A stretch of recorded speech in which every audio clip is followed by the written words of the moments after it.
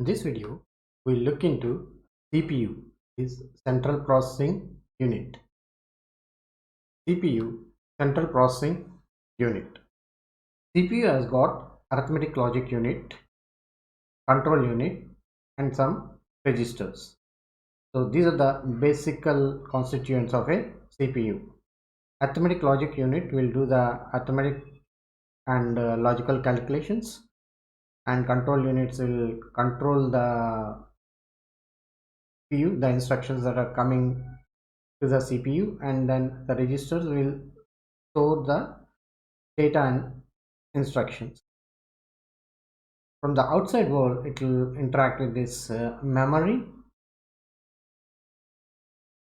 Let's see the basic features of a CPU.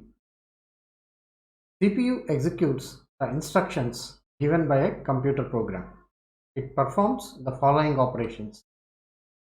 It will perform the arithmetic operations like addition, subtraction, division, multiplication, and it will perform the logical operations and or not, and it will perform the input output operations.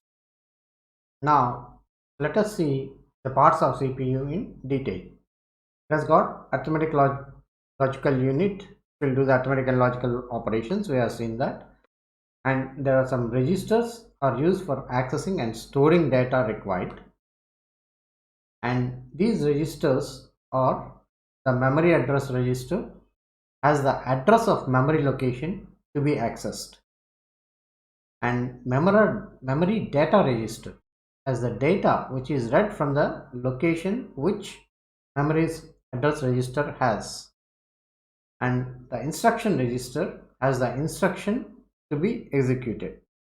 Whatever the instruction has to be executed on that piece of data, that instruction will be stored in this instruction register. The program counter PC has the address of the memory location for the next instruction. Next is the cache memory. The cache memory temporarily holds the instructions and data required by CPU. It thus helps in processing fast as it saves the time of loading from RAM. The level 1 cache, which is closest to CPU, has the instruction cache L1I and the data cache L1D. Level 2 and 3 caches has the instruction and data that are needed next. The accumulator stores the result of the operation of arithmetic logic unit.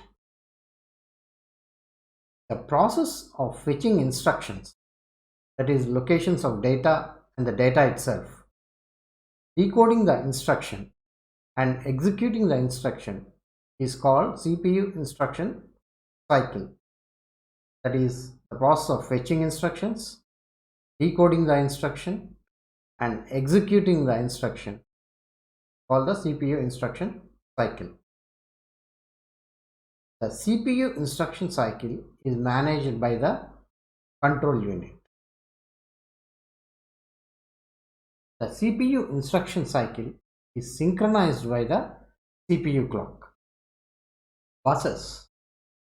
The data and signals between the processor and other components are sent by buses. The address bus carries memory addresses from the processor to other components. The data bus carries the data and instructions from the processor to other components. The control bus carries the control signals from the processor to other components. Types of CPU. Single core CPU. Single core CPU can execute one command at a time. Not good for multitasking. Dual core CPU acts like two CPUs, can execute more than one command at a time. Multitasking is possible. Quad core CPU, 4 cores working simultaneously. More multitasking capabilities than dual core CPU. Similarly, hexacore, octa-core and deca-core CPUs are powerful than quad core. History of CPU. Vacuum tubes is the first generation. It is in the years 1940s and 1950s. Next is transistors. That is the second generation in the years 1950s and 1960s. Next is integrated circuits, ICs. That is the third generation, that is in 1960s and 1970s. Next is microprocessors, that is the fourth generation from 1970s to the present time. Next is the artificial intelligence, that will be the fifth generation, and that is from the present to the future. So now currently the present and future we have the artificial intelligence. Currently microprocessors we have still the present conditions, that is the fourth generation.